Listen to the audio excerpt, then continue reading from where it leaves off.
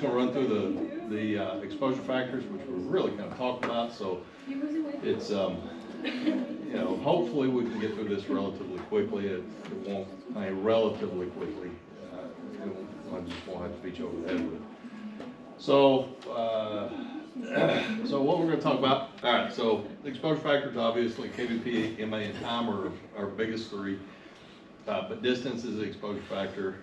So our big four are really kVp, MA, exposure time, and distance, but secondary to that, and things we don't really change or use as exposure factors, but they still do affect quantity and quality, so I kind of include them here. That would be machine phase, voltage ripple, and filtration. So we've been going through the circuit with our, you know, the freshman physics class. So I haven't dropped machine phase on them yet, but that's in the next chapter. So, or I'm sorry, I hadn't dropped rectification on them. So that's in the next chapter, I think. So factors affecting quality and quantity. Let me do this just real quick. This might be in your Canvas course, and if it's not, I'll put it in your Canvas course. Let's see, if you go to the ART website and you do a search for content specifications. Content specifications, there we go. For radiography, what did I do? Did I misspell specifications? No, you're just sounding it out. Oh, yes. We gotta hear me, I'm off. X-ray teacher, not English. All y'all. Okay, so this is what you're going to be tested on for the registry. So it's broken down into sections and subsections. So you got patient care, safety, image production, and procedures. So patient care counts 33% of the registry. So safety is further broken down into physics and radiobiology and radiation protection. That's 50 questions. Image production is going to be 51 questions. Procedures is 66 for a total of 200 questions. So, and each one of these, you know, is further broken down. So physics and radiobiology is 21, radiation protection is 26, and so forth. So the reason we stress certain things over other things, you know, imaging, we cover so many times is because it's such a big part of the registry. The reason we take procedures and we'll break it up into, well, we cover it 4 times as well, but the main part we break up into 2 semesters is because it's such a big part of the registry. The reason we don't focus quite so hard on, you know, skulls is just because it's the smallest portion of the procedures and it's a sub-portion of a sub-portion, right? So we're going to go back through spines, pelvis, thorax, abdomen, extremities, but we're not going to go back through skulls next semester. So these are the things that you're going to be tested on. So it breaks it further down into exactly what those things are going to be. Okay, so there really are no surprises for the registry. It's, you know, they're not going to give you anything that's not on here. So, you know, they're not going to spell it out exactly what they're going to ask, but this is where you go to, you know, to kind of review, to say, okay, what do I know about this stuff? So it's a good thing to look at, but once we get down into the imaging portion, they've got a grid. So this is where we've been quite a bit, right? So what does mass control the image receptor? How can it possibly affect spatial resolution? I think they probably should have left that in spatial resolution because mass can control your spatial resolution. Really, you know, from a couple of different perspectives, too long of an exposure time gives you motion artifact, and too high of an MA could potentially give you, you know, especially long rotor time, blooming, which could reduce your spatial resolution, but distortion as well. So this is kind of a grid that captures a snapshot of what we're doing this semester, what we did in the spring semester, and what Amy did in your intro class. But it does go a little bit deeper, and it describes a lot of this other stuff as well. So again, if I don't have it in Canvas, I'll put it in Canvas, so it further breaks, you know, your procedures down, and those are the things you're gonna be testing on. So, so that you can have it and kind of look through it and determine what it is that you feel like you're not, you know, as comfortable with as what you think you should be, and you can study up on those things. So, anyway, content specifications for the ART. Is there a place to find mock registries? What's that? Is there a place to find mock registries? Yeah, there are, and most of those are pay. So your Correct Tech, you'll sign up for Correct Tech for next semester when we use it next semester and in the summer. And it's a good one, but you can, if you join arrt.org, you know, I'm sorry, asrt.org. They have some mock registries on it. I know my subscription does, so I would think that if you signed up, you'd have those too.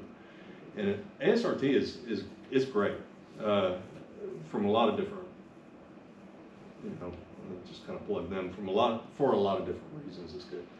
One is that, you know, you got those resources, but once you graduate, you start having to accumulate CEUs. You can get enough CEUs through ASRT, and you know not have to go to seminars and things like that if you just keep up with it. So and they're also our biggest contributor to lobbying and things like that. So highly recommend signing up for ASRT. So you can get them there. Mosby's has one. All right, so factors affecting quality and quantity. All right, so quality, again, anything that increases the peak energy or pushes the brim spectrum towards a high energy side is going to be what increases quality. So that would be basically your kVp if you go from single phase, 3-phase, or if you increase filtration. Those are the things that are going to affect your quality. So increase kVp, increase quality. Increase average. You know, kVp does everything. It increases numbers, and I want to make sure I'm clear about this. Whenever you increase your kVp by 15%, then your image receptor exposure goes up by factor 2, right? But that doesn't mean the output from the X-ray tube goes up by factor 2. Because you increase your kVp, you get more penetration, so the effect at the image receptor is more impactful than what comes from the X-ray tube, right? You might create, let's say, just spitballing numbers, 80% more X-ray photons, but you're going to get 100% increase transmitted through the patient. Okay, you see the difference between those two?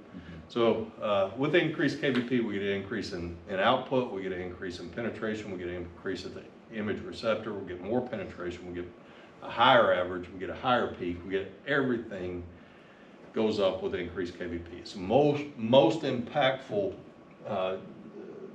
exposure factor, right? So we increase kVp, we increase everything, and it's most significant. So voltage ripple, that's your 3-phase to, or single phase, 3-phase, we get an increase by a factor of 2, 2.5 if we go from single phase to high frequency.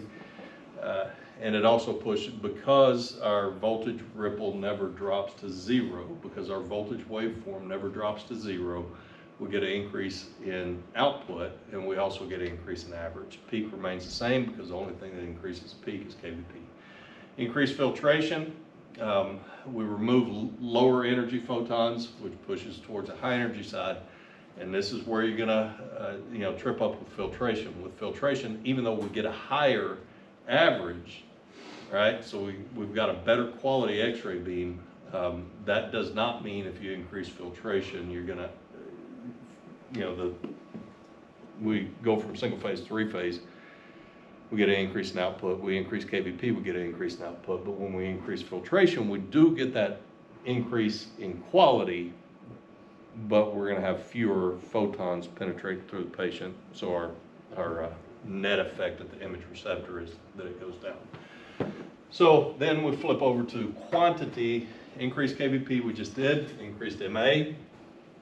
Is a secondary thing that we're gonna change to adjust mass most of the time. You know, face it, it's just easier to increase time than what it is to increase MA. In addition, you know, your time you can increase incrementally. Your MA, they're gonna be set stations at 100, 200, 300. So, you know, you're gonna get big jumps in that. So you can use your MA, you know, if you need to double the patient exposure and you shot the original image at 200 MA, you can go to 400 MA, leave your time the same. So most of the time we use time, but you know, we can use MA. Decreased distance or distance changes, I guess I should have, you know, just specify. With an increase in distance, our image receptor decreases because of the inverse square law. With decreased distance, it increases, right? So decreased distance increases, increased distance decreases. With decreased distance, it increases. So if we go from 3-phase to single phase, we're going to get a reduction in output, and then if we decrease filtration, then we're going to get an increase. So that probably should say, if this is quantity increases, I should say increased, well, no, decreased voltage ripple, the percentage of voltage ripple. Remember, with single phase, you always get 100% voltage ripple, and then 14% for 3-phase 6 pulse, 3% 12 pulse, and then less than 1% for high frequency. So do I expect you to have a lot of questions on the registry referring to voltage ripple? I'd say probably not. And the reason I say that is because most of your machines now use high frequency. If you bought, you know, our machine down there is high frequency. So if you put a new room in a hospital, it's probably going to be high frequency. So there comes a point of diminishing returns with manufacturers. You know, is it worth their effort to continue to make single phase machines? Probably not. You know, it's a niche market that would require a single phase machine or even want a single phase machine. Doctor's office. You know, a single phase machine is easier and cheaper to produce, and you're selling to a lot of doctor's offices, then maybe. But at some point, you know, those are going to be phased out, and eventually it's going to be, you know, not a thing anymore. Will it be on your registry? Probably. Will it be a substantial portion of your registry? Probably not.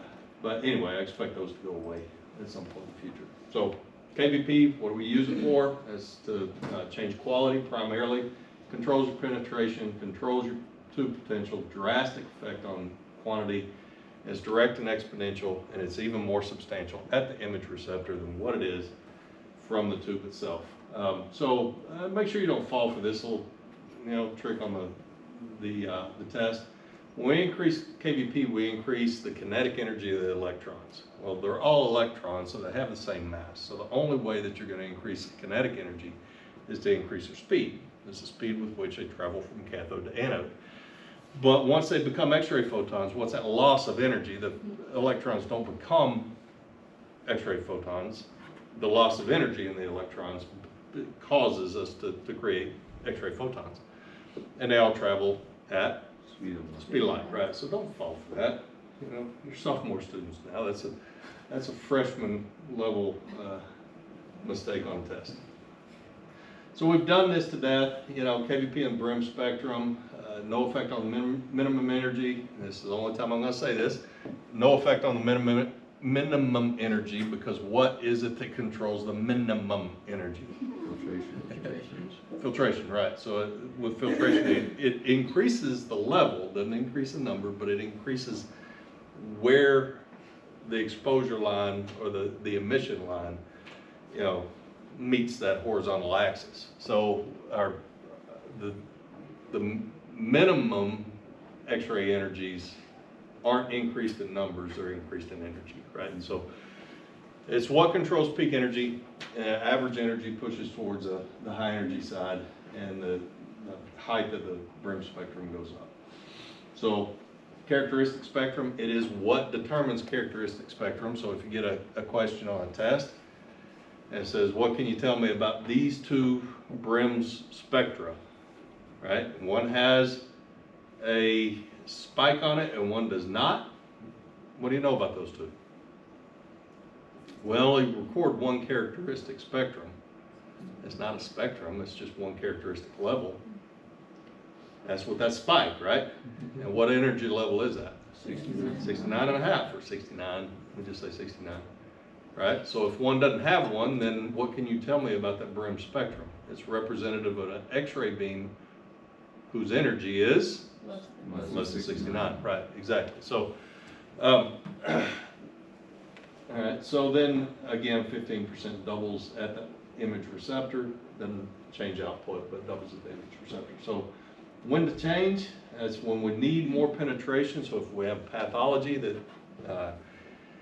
it increases the density, and that density, patient density is not water-based, then we need to increase kVp, right? So if we got a patient like, a patient has acromegaly, increased bone, osteopetrosis, increases bone density, or if a patient has maybe a cast or something like that on them, then we might need to increase kVp. Plaster cast specifically, if it's a fiberglass cast, we don't have to do that. So if you want to affect contrast, really? Not really. And for this reason, what controls your contrast? Computer algorithm, right? So kVp doesn't have that much of an effect on contrast anymore. So are you really going to affect much of a change in kVp? And the answer is probably not. But it's for that reason I keep saying that I think that in your career you're probably going to see a shift towards more techniques with higher kVp than what we've used in the past. So if you want to change exposure, certainly. If you've got a patient that let's say you got to shoot a repeat on for whatever reason, or if you've got a patient where you want to increase penetration and decrease patient dose, then you could use a high kVp low mass technique. Like for example, if you know that you've got to shoot something, this is probably never going to happen in your career, but a hypothetical, you got to shoot KUB on a pregnant patient. That's a whole body dose to the fetus, right? You don't really want to do that. So if you have to anyway, then what you would prefer to use is a higher kVp lower mass technique, right? You could, if you talk her into it, you could even shoot her PA and further reduce the dose. But try to get a pregnant woman to lay on a hard surface on her stomach. Good luck with that. All right, so the next one we just talked about. You can use kVp to shorten exposure time in two cases. One is on portables. Remember, on portables, what we have is we have what they call a mass timer.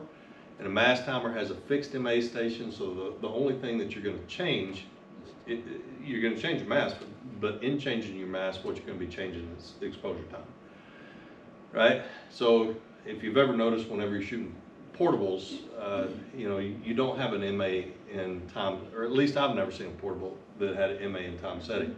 So they're set at 100 MA, and whenever you increase your mass, actually what you're increasing is your exposure time.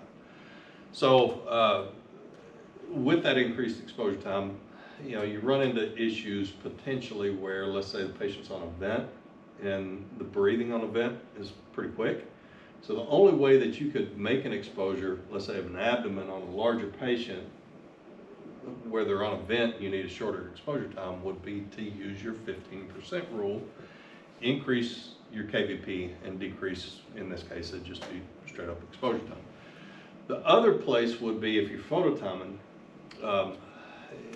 some machines may not allow you to adjust your MA when you're phototiming. Some might not. But if you increase your kVp, you get more penetration through the patient, more exposure to the phototimers, to the photocells, and it's going to terminate the exposure quicker, right? So in those two cases, you could reduce your exposure time. And then when you can't get a high enough mass value, that will be, again, on portables.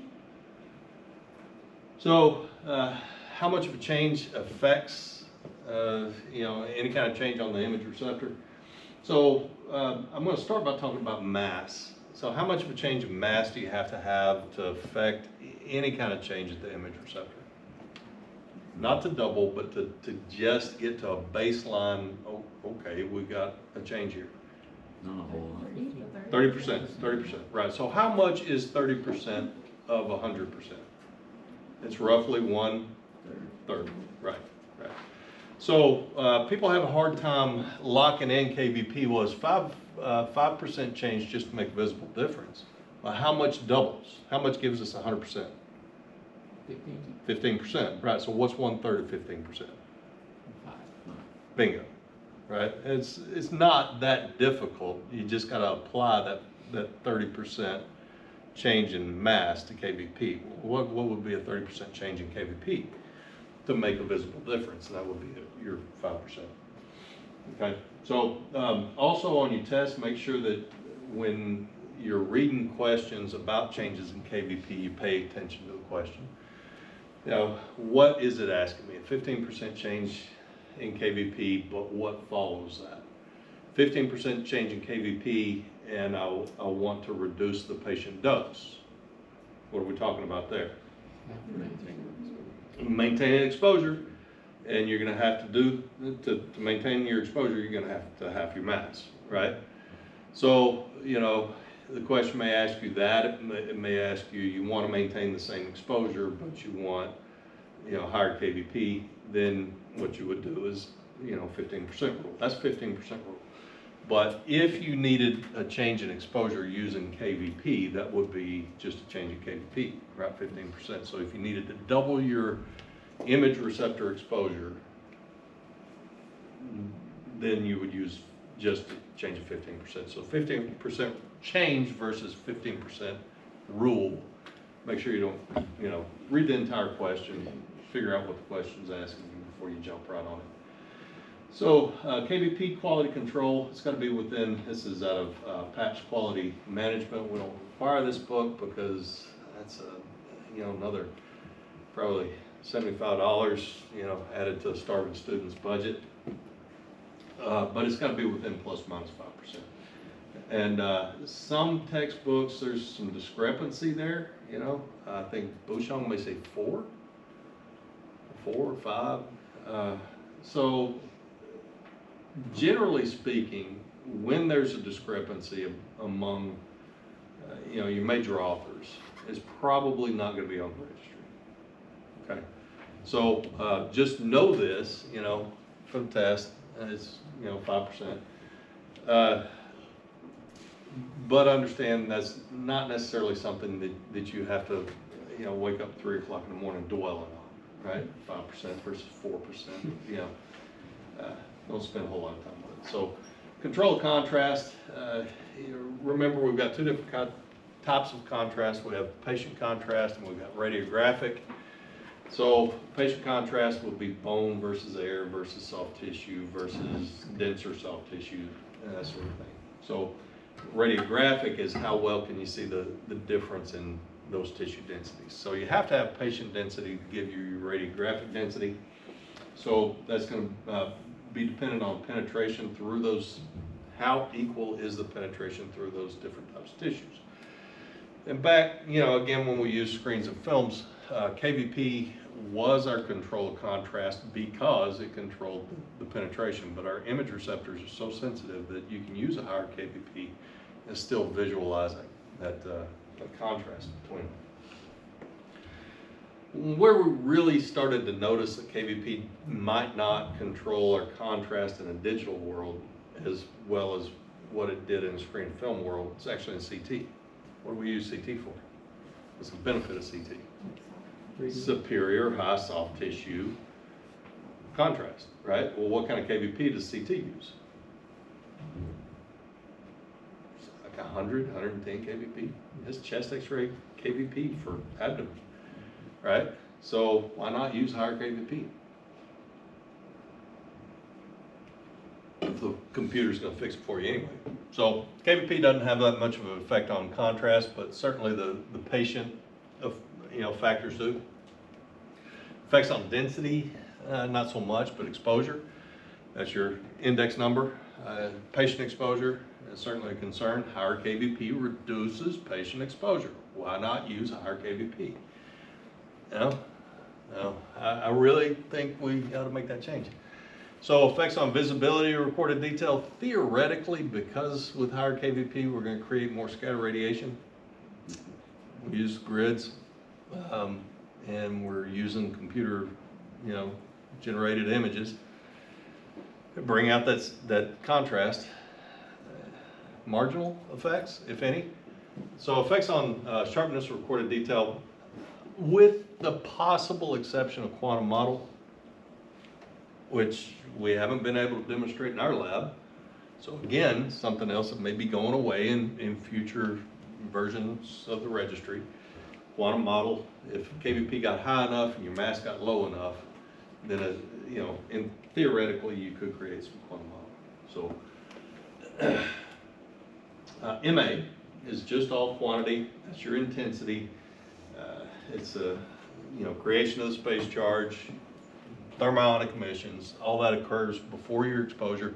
It's not until you hit your exposure button that you actually have tube current and complete the circuit. So it's controlled in low voltage circuit, and certainly you have to have time. So we've already done this. I'm not going to go through it again.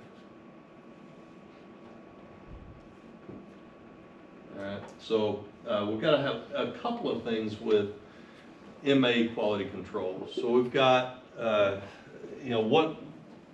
when your physicist comes in to determine the accuracy of your MA stations, what they're going to do is make an exposure, change the MA station, make an exposure, change the MA station, make the exposure. So, they'll start at the basement, go 100 MA, 200 MA, 300, 400, whatever your machine has. So it's got to be within 10% of adjacent MA stations. And that sounds like a lot, right? 10%. It could be off by 10%. Is it? You certainly want it to be accurate, but is that really going to have much of an effect on your exposure? Or the image, let's say. The exposure, yeah, 10% is 10%. But no, why? How much of a change do you have to really make any kind of impact on your exposure? 30%, right. So, 10% is not all that much. So the difference between the 100 and say 400 MA station might get you to 30%. But how often are you going to be switching between those two? Never. Pretty much never, right. So it's really not all that big of a deal. So use the ionization chamber, digital mass meters. So it has to be done at the same time as timer quality control and reproducibility. So what reproducibility is you make an exposure at an MA station with a specific time. Will you get the same output if you mess all those settings up and then go back to those settings and make another exposure? So it's reproducibility, and what you want is to be able to reproduce the exact same exposure time after time after time. But it's still going to be I want to say that's within plus or minus 5%. But the key to this particular test is that they have to change up the factors. If you make an exposure with 100 MA at 1/10, a 0.1 exposure setting, and you just make exposure after exposure, it should do that exactly. But if you change your MA, you change your time, and you change it all back, then what you're doing is you're actually manipulating the timer in the MA setting. Are they coming back to the same spot? right? So you have to mess them up in order to make that happen. MR to MAS output is how well do your machines shoot between rooms. So it's really linearity between rooms. So what MR to MAS output is if you have two rooms that are both high frequency, they should shoot within 10% of each other. Okay, if you make an exposure, again, 100 MA at 1/10 of a second in room 1, it has a high frequency machine, and you go to room 2, it should be within, the same setting should be within 10% of that. So it's linearity, but it's linearity between rooms, and the thing is, and what you're gonna look for in test questions is of like generation. And what that's talking about is you can't compare high frequency to 3-phase. You can't compare 3-phase to single phase, because their output's different, right? So it has to be like generation. Generation in this case is the generator, right? So they have to be the same. You can't compare apples and oranges. Timer QC, 5%. So what we're going to use is most of the time digital mass meter, oscilloscope, or an ionization chamber.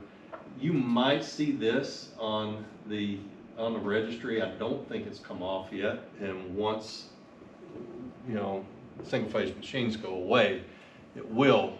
But we used to be able to use a manual spinning top. The spinning top, I'll pass this around the room. That's what this thing is, right? So what we would do is put this on the table, collimate down to it, and spin this. Gotta get my fingers out of the way. Spin this around and around, and make an exposure. And if it's single phase, then you could actually see where the exposure stopped. So what you're not seeing is that. It's got a hole in it, okay? So you spin this thing around, you make an exposure, and providing this thing didn't make a 360-degree revolution, it didn't revolve 360 degrees. It didn't go all the way around. So that you didn't have overlapping dots, then you could count exactly how many dots, and you could calculate how long the exposure is based on alternating current. So how many times does the alternating current change directions? We call it hertz. Oh, 60. But we use rectified, so we have as many as 120 pulses, right? So we spin this slowly. You don't crank it down and try to make it go all day, but spin it slowly, make an exposure, and then you count the dots, and then you calculate based on the dots how long your actual exposure time is. So what the other thing is, so here's the thing about if you happen to see a test about manual spinning top, it can only be used on single phase machines. Only be used on single phase machines because you can count the dots. If it's 3-phase machine, then those pulses overlap and you don't get individual dots, you get a line. Okay? So now you got to consider how fast did I spin the top? Well, it's impossible to tell. That's where this comes into play, and this is what we refer to as a synchronized spinning top. So we'll make an exposure on this, and it does the same thing. It makes 1 revolution per second. That's what that says right there. It makes 1 revolution per second, and it's got a hole in it as well, and you can calculate based on the arc how long your exposure time was. So if you make a 1-second exposure time, it's going to go all the way around, right? So you got it. This is only also good for a 1 second, under a 1-second exposure time. So if you make a 1/2-second exposure time, what you should have is a 1/2 an arc, right? So you can calculate how long your actual exposure time was with that, based on how big of an arc you have. If you have, an arc that goes 3/4 of the way around and you said a 1/2 second, then what you actually got is 3/4 of a second, right? So you're way off. It's got to be within ±5%. So we've already talked about MR to MAS output and reproducibility. So AEC quality controls, all the stuff that applied to manual technique, we got to do with automatic exposure control as well. Reproducibility's got to be within plus minus 5%. Linearity, test it the same way, plus minus 10%. kVp correction, I would have to look into the most recent PAP, which I have not done before I put this together, or since I put this together. But it used to be quite dramatic. You know, it's 100% change in exposure. That density just means exposure. So I'd have to look at that. So patient size changes, same thing. And it, you know, 100% seems like it's an awful lot, right? And when in fact it really optically, even on film, was not, right? So from a patient exposure perspective, that's huge, right? But from even on films, it really wasn't all that much of a, you know, an issue. So, and then density control should be accurate to within 10% of what the manufacturer states. So what that means is the density controls are those +1, +2, or the images of, you know, a cartoon hypersthenic patient versus asthenic patient. That's what your density controls are. All right, so if you have somebody, and it's really not even so much your patient body type as much as what it is your likelihood of putting the anatomy directly over the photocell. Okay, so let's say you've got a asthenic patient, you're shooting a humerus, you want a phototime, you just don't have a technique. What are all the challenges with shooting a humerus? Positioning the patient. Positioning the patient, you're going to use that center cell, right? But the patient's going to be like this. And so you've got to perfectly center the patient. Now you've got an asthenic patient. You got a photocell, the shadow, you know, the diagram of the photocell is this big. This patient's humerus is this big, you know? So how do you cover the photocell with that humerus? The answer is you don't. You try your best, you center it up the best you can, but then you use those density settings to kind of, what they do is they recalibrate your photocells.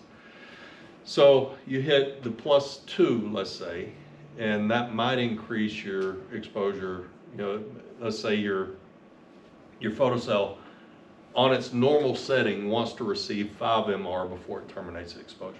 All right, it's just a number I'm throwing out there. That +2, yeah, thank you.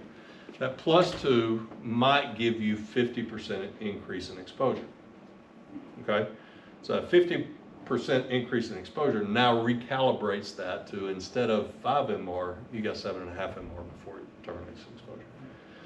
Okay, so that's how you use those. It's, you know, if your photocells are working properly, you make an exposure on an asthenic person and a hypersthenic person, you should get good density in both of those cases.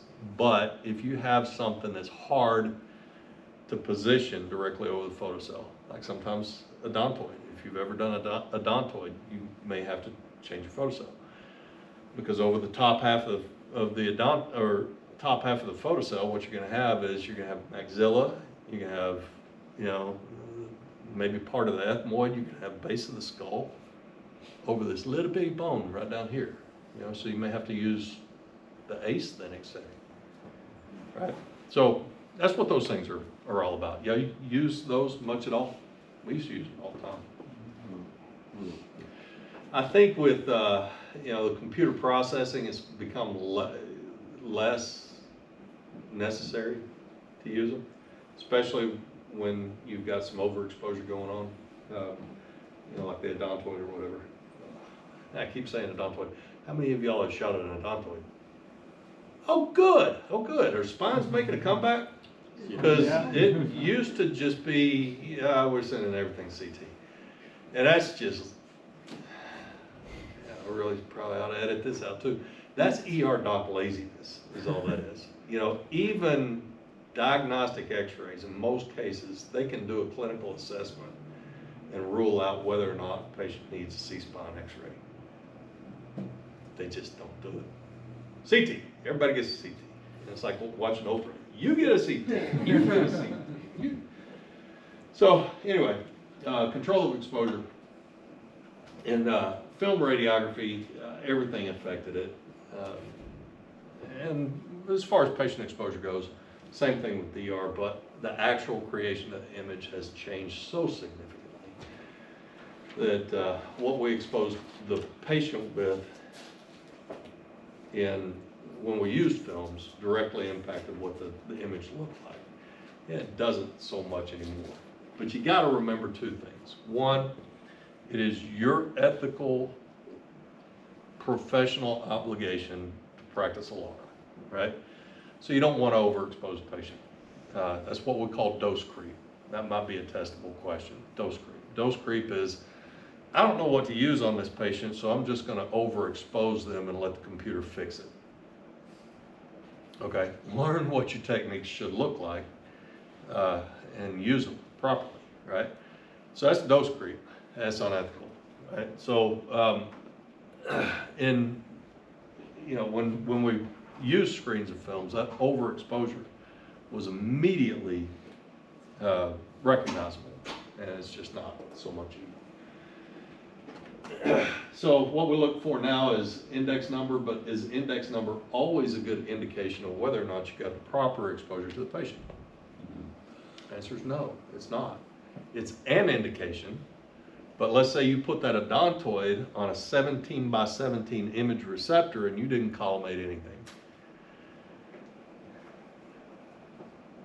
Photocell's working right, so you got the right exposure to the odontoid, but your index number is going to indicate that you overexposed the patient because you got all this area of direct exposure, right? And that's going to go into the creation, the actual creation of the image. And you're going to have a disastrous looking image because you didn't collimate, right? So it's an indication if you got everything else right. If you collimated down, and you use proper kVp and mass, it's a good indication of what your exposure was. And it's also proportional to your exposure. And what I mean by that is regardless of what kind of system you're using, let's say you're using a system where as exposure goes down, the number goes up. You make an exposure and it says you got 400. Bless you. You got 400 and 400 indicates underexposure and it should be 200. If it's proportional, then how much of a change in technique do you need to get to 200? Well, you underexposed, so yeah, you're right, you're just going the wrong direction. You would need to double your technique, it's proportional, okay? So that's how you use your index number.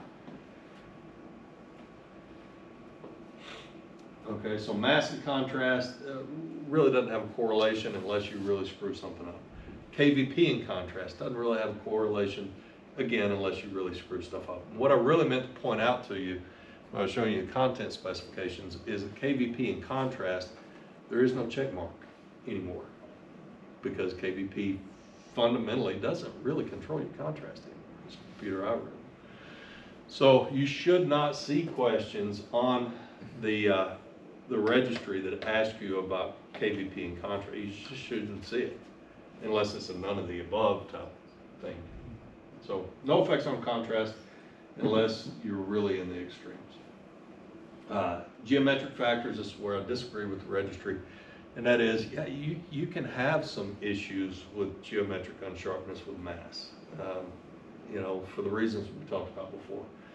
So blooming of the space charge, that's really not necessarily an overall mass issue as much as what it is holding down the rotor button.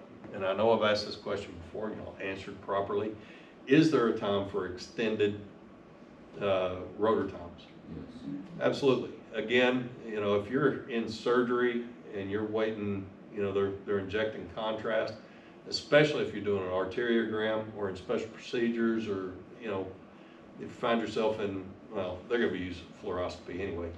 I think they use fluoroscopy all the time in surgery anyway too. But if they're injecting contrast or you're waiting for the vent, you need to be on the rotor button. If you got a screaming kid you need to be on the rotor button, even if you're on the rotor button for 5, 6, 7 seconds. And I do this all the time, you know. How do kids cry? Then they take that breath.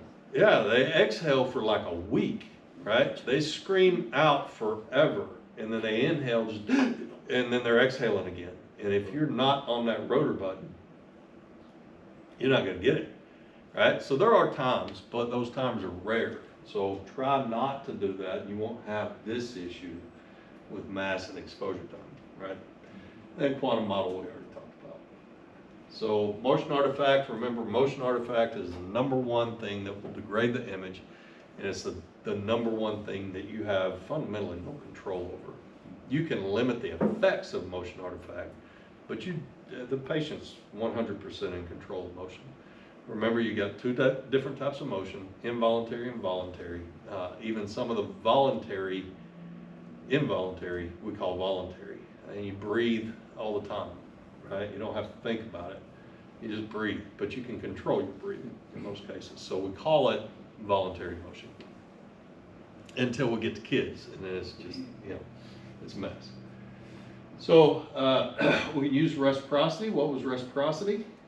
Gives and takes. Give and take, right. Increase one, decrease the other. Certainly we have exam types where we want that extended exposure time, so we would decrease MA and increase time. It becomes a little bit harder to do breathing techniques. Autotomo is what you may hear that referred to. Using kVp. So you're on portable, can you reduce your kVp and get extended exposure time? The answer is yeah, but it's limited, right? So just a technical tip, if you're on a machine like that and you're trying to get exposure, if you're locked into the mindset, I have to have 3 seconds for lateral T-spine. You really don't. You can get a limited breathing technique by having the patient taking a big deep breath and then tell them slowly blow it out and make your half second, 1 second exposure throughout that exposure time. It's not going to be ideal, but it's better than no breathing technique at all. All right, so can you reduce kVp and extend that out? The answer is yeah, you can. That's probably not best practices, because as you decrease kVp, you're going to increase patient exposure dramatically. All right, so when to change mass, look at your index number, look at the amount of collimation. If your index number indicates overexposure and you didn't collimate, it's probably your exposure is okay. So look at centering. Is the centering is in the center of the anatomy, and then look for the presence of quantum model. I would challenge you to on slow days, just get in your room and see if you can produce quantum model, or is it truly just not even a thing anymore? So when the index number is off, we kind of talked about that. Most of the time, if an image is worth repeating, it's worth doubling the exposure. Right, so that 5%, that 30% are kind of baselines for how to make any kind of change on the image. But really, if it's worth repeating, it's worth either doubling the exposure or cutting the exposure in half. Most of the time, that's going to be mass. Sometimes kVp. All right, so repeat exams, yada yada yada. Quantum model. If you have quantum model, you may need to decrease your kVp and increase mass. There seems to be, or seemed at one point to be, a correlation not just between mass and quantum model, but short exposure times of quantum model. So when our image receptors, the reason it's still in here, just to explain it, the reason that the image receptors needed an amount of time to respond to the radiation. So if you set an extremely short exposure time, then you might not get very good exposure. Okay, so I'll use this as a, just kind of a, you know, to help you to understand. We're over in Pirtle, and this was back during the days of screens and films. And so, you know, I'd take the students into the dark room, a small room. So I'd take them in like 4 at a time, and I'd show them the reason for the red light. You've all seen the horror movies where the, you know, serial killer is, you know, developing their own film in a room that's just a red light. The reason that they use red light, or we used a red light, is because our film was sensitive to blue and green. So if we used a low wattage red light, then we could take the films out and we could manipulate them in the room. It wouldn't have any kind of effect. But there was a light in the room, and the door, you know, the room had to be light proof, right?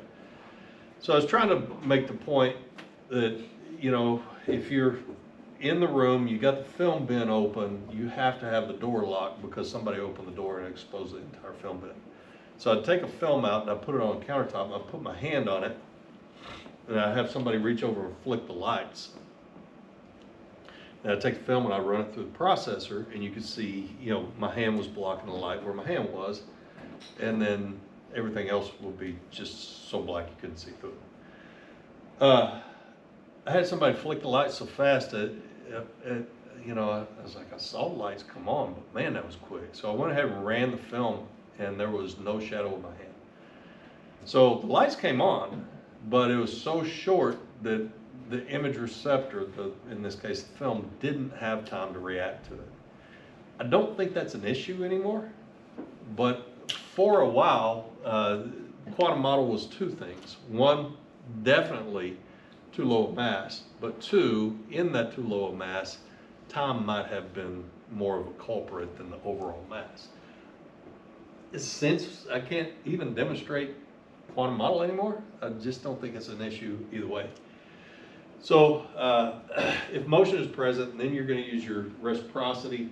kVp can be used too, but that should be a last resort because it's going to increase patient dose. SID, most of the time your SID is going to be fixed, but are there times that we can use SID to increase image receptor exposure? The answer is yes. So I'll use this example. We were doing a lumbar fusion on this guy in surgery, and he was a monster. And he was a big, big man. And guy walked in, and he looked at him and said, I've saddled horses that weren't as wide as this guy. He was a big guy. So, I mean, we treated cancer on this guy. We maxed out, we didn't have any, no, we did, but we didn't use it. We were using portables in surgery at the time. We didn't use C-arm on this guy. So we made an exposure and couldn't see through him. You know, maxed out the machine. It was like 80 kVp at 400 mass. Couldn't see through him. He was a big guy. All right, so what are our options at this point? Well, we can increase our kVp, but we can't use 100 kVp at 400 mass. Our machine wouldn't shoot with that. So we did use higher kVp, maxed them both out, used like 100 kVp at whatever mass it would allow us to have. Wound up having to double expose him in order to get a good enough image. He was a big, big guy. So the only other way we might have been able to get an image on this guy, it was not practical because once they, you know, draped him out, we wouldn't have been able to do this, but to decrease our SID, to bring our tube closer to the image receptor, could have given us a greater effective mass value, you know, because of the inverse square law. Decrease distance, increase exposure. Wouldn't have worked in surgery because of the draping, right? So how do you spot inverse square law questions versus direct square law questions? What are inverse square law questions going to ask you? Exposure. Exposure, bingo. Might be MR, might be gray, milligray, something like that. What is your exposure? And it's going to be probably, well, some of them will probably be radiation safety questions, you know. Your dose is this much at this distance. What's it going to be increased distance? The increased distance, your exposure is going to decrease. If it's asking for mass changes, right? Or if it's asking for your exposure at the image receptor was inadequate, you know, then that's going to be your direct square. So inverse square law is radiation protection, gray, MR, something like that. If it's mass, then you're looking at direct square. So when to change SID, you got the increase in OID, you're overcoming the increase in OID, decreasing your magnification, increase in sharpness, reported detail, air gap, and all those things. All right, so we kind of ran through all this. You know that if you double your distance, then your exposure is going to be cut in 1/4. So what you would have to do is increase your technique by 4 times, right? 3.24 for 40 to 72 inches, no effects on visibility or recorded detail. You might want to draw a correlation between visibility or recorded detail and the air gap, but those are really 2 different things, right? That the increase in SID is not changing the visibility or the ratio of scatter, the air gap is.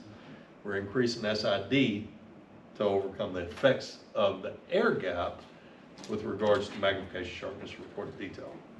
Okay, so don't make that step. And then it improves SRD again by decreasing your magnification. So effects on the anode heel effect as well. I tend to understress this. With increased SID, what you're using is more the center of the X-ray beam. And in your Bushongs, there's a diagram where it's showing the intensity between cathode and anode end of the X-ray tube. And so the center of the X-ray beam is represented by 100% of the intensity that you want. And the further you get out towards the cathode end of the X-ray tube, the higher that gets. It's like 124%. The further you get over on the anode end, the lower it gets, and it might get down to 75%. Okay? So what you've got is 100% right in the middle. Then you've got, you know, a change from, I don't know, let's say 105% to 95%, right? But when you get way out here, it's, you know, double versus half. So the middle of the X-ray beam is the most consistent. So the effects of the anode heel effect become greater with shorter SIDs, where you have to open up your collimator and use that whole spectrum. When you back up to 72 inches, you're using more the center of the central ray, and so the anode heel effect becomes less significant at greater SIDs. Okay? So filtration, we've kind of done that, inherent and added. Remember that tanning is a type of inherent filtration. It just increases over time. You know, inherent filtration increases over time because of tanning.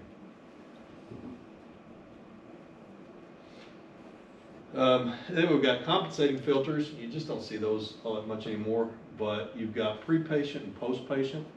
Pre-patient would be anything that you could hang on the X-ray tube itself, and most of your compensating filters compensate for changes in tissue thickness. It's like foot, T-spine, where you've got one end that's thick and one end that's thin. You put the thick end over the thin end of the anatomy to even out tissue, the appearance of tissue density differences. Our computer algorithm kind of takes care of that for you now, so most of the time, has anybody seen any kind of compensating filters in clinics?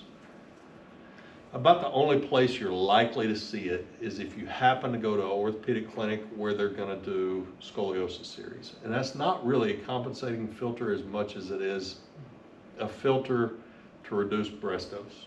So what they'll do is they'll get the patient up there, they'll collimate the best they can, you know, compensating for the curvature of the spine. And then they'll put what they call a double trough filter on the collimator housing, or somewhere in between the patient and the X-ray tube, to further cut that dose back. Okay, That's not really compensating filter in this same sense. That's more of a reduction, again, in inpatient dose. Then we've got post-patient collimation, or post-patient filtration. So you may see a question like a boomerang filter is a filter we used to use, and full disclosure, I've never seen one.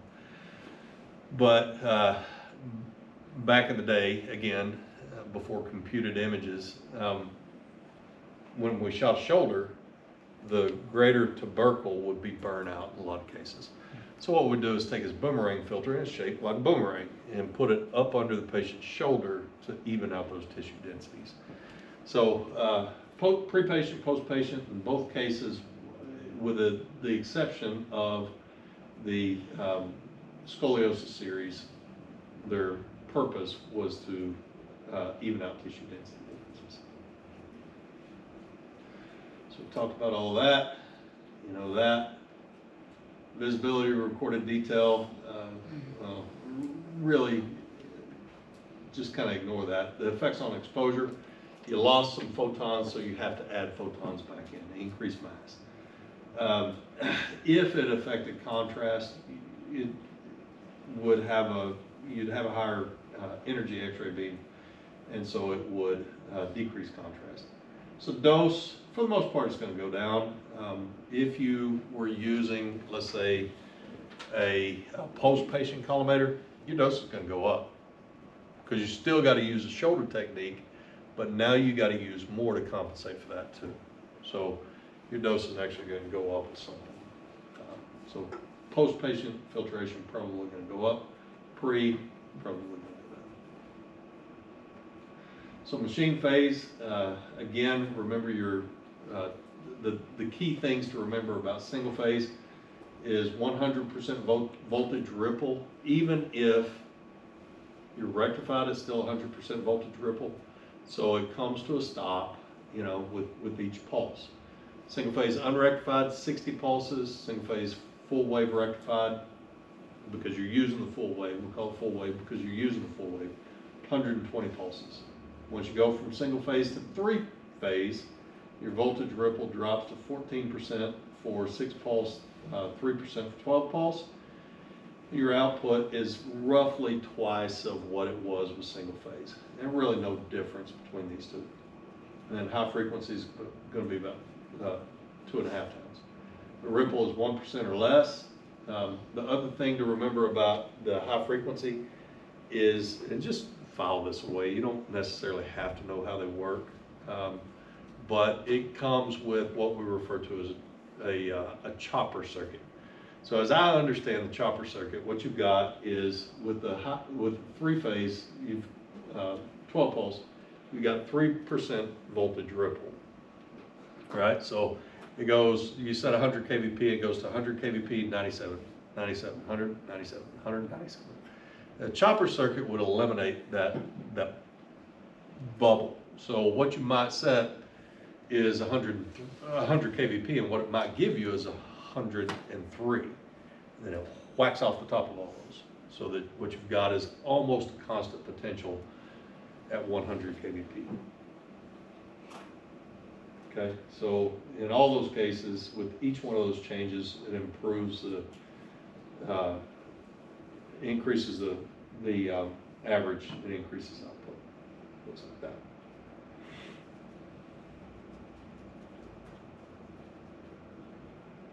So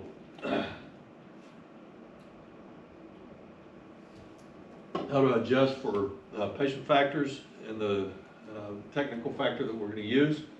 Thickness, always mass, always mass. Again, I think that's going to change over time, and when it does, it's probably going to be almost instantaneous. I mean, we went from shield every patient to shield no patients, seemingly overnight, right? I think this is going to go the same way. Somebody's going to wake up one day and say, you know what, kVp, you know, if we increased our kVp by 15% and reduced our mass by a factor of 2, cut patient dose, falls more in line with the CARE Act. We're just going to do that now. And y'all are going to wake up one day and they're going to say you got to increase everything by 15%. So expect that to happen. You heard it here first. I want credit for that. All right. So tissue type is usually also going to be mass, but if you need to increase penetration, if you've got those dense bones, then you might have to increase kVp instead. So pathology is going to be a 30 to 50% change. So you've got, remember, you got additive and you've got destructive pathologies. Additive, add patient density, so you got to increase something. Destructive reduces patient density, so you got to reduce something. So additive, things again like osteopetrosis, osteoporosis,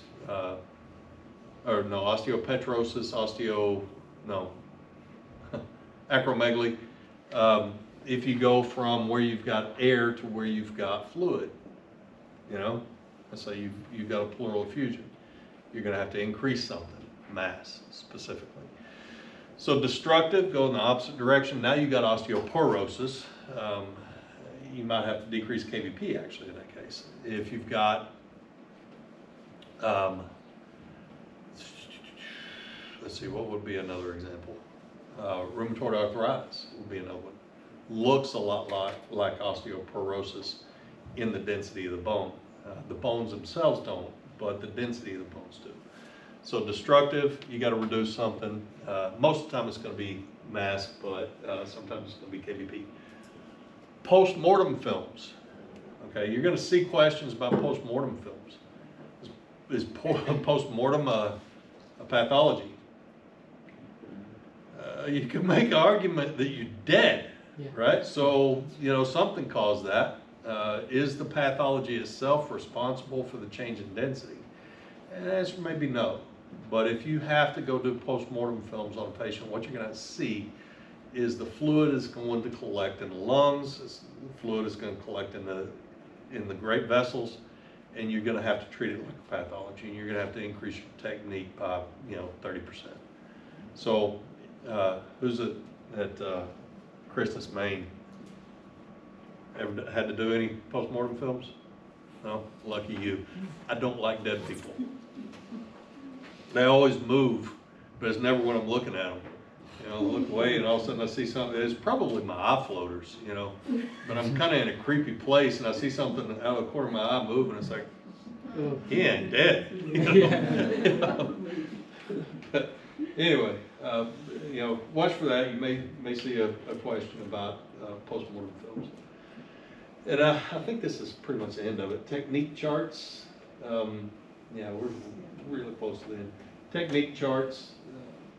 Just kind of file these away. We've got really 4 fundamental types of technique charts.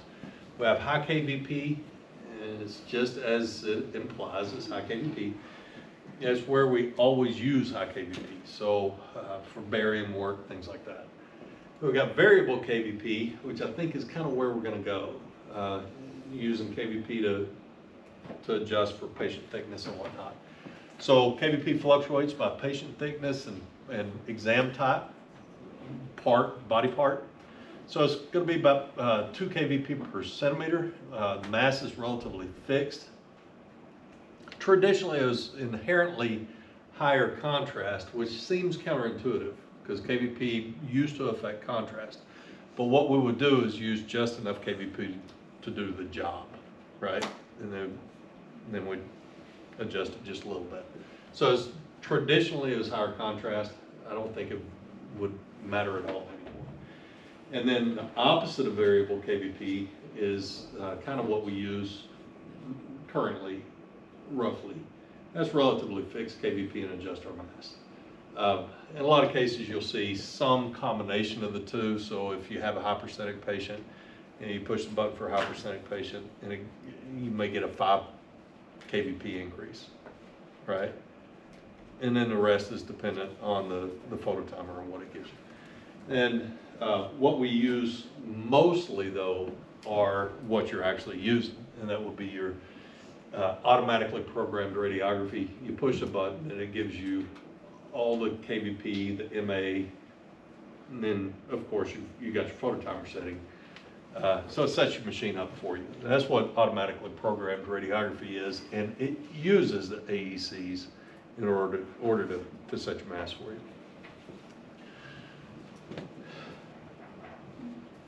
That's it. That's it. That's next week. I don't know how. Is there, review or anything?